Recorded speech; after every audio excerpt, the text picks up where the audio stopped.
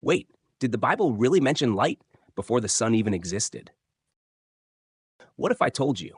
The Bible talks about light before it ever mentions the sun. Sounds impossible, right? Because scientifically, we're taught that sunlight is our main source of light. No sun, no brightness. That's basic. But thousands of years ago, the book of Genesis opened with a strange statement: let there be light. And here's the wild part: the sun doesn't appear until later. So today, let's slow down and ask the question: did the Bible accidentally describe something science would only? Genesis begins with darkness covering deep waters. Then God speaks light into existence. Only after that do land, seas, plants, stars, and finally the sun appear. That order alone is shocking, because ancient cultures worship the sun as a god, yet the Bible treats it like just another created object, not divine, not first, just part of the system, which already separates this text from every other ancient creation story. Think about it. If humans wrote this story based on what they saw every day, wouldn't they start with the sun? After all, sunlight defines morning, warmth, and life. But Genesis starts with light, not sunlight. That suggests the writers weren't simply guessing. They were describing something deeper, something invisible to the naked eye, something science wouldn't discover for thousands of years. Today, physicists know light doesn't have to come from stars. Light is energy, electromagnetic radiation. It can exist independently of the sun. In fact, after the Big Bang, the universe was filled with light long before stars formed.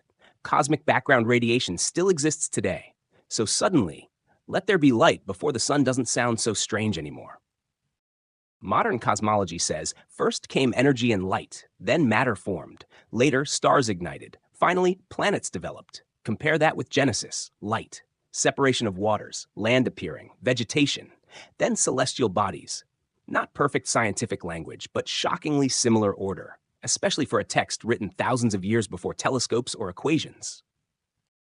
Critics often point out, how could plants exist before the sun?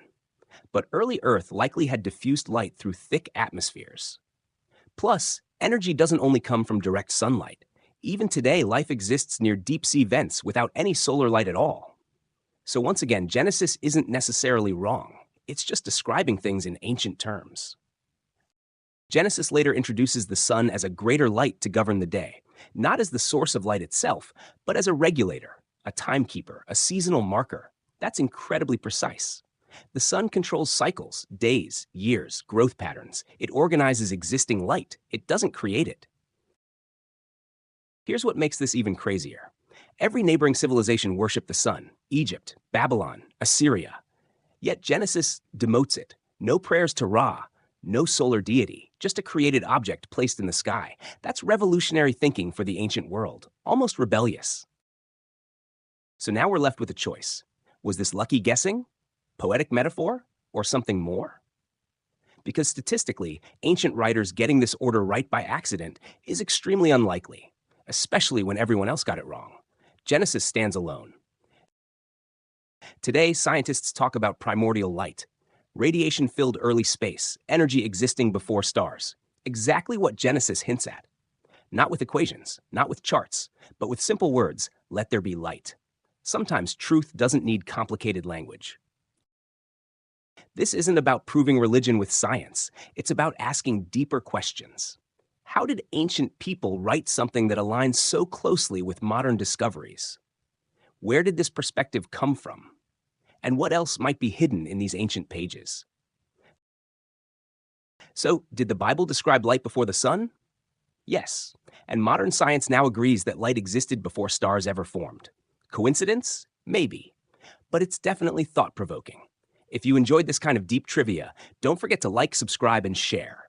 Because sometimes, science isn't discovering new truths. It's rediscovering ancient ones. If you enjoyed my story, hit like and subscribe so you won't miss my upcoming videos.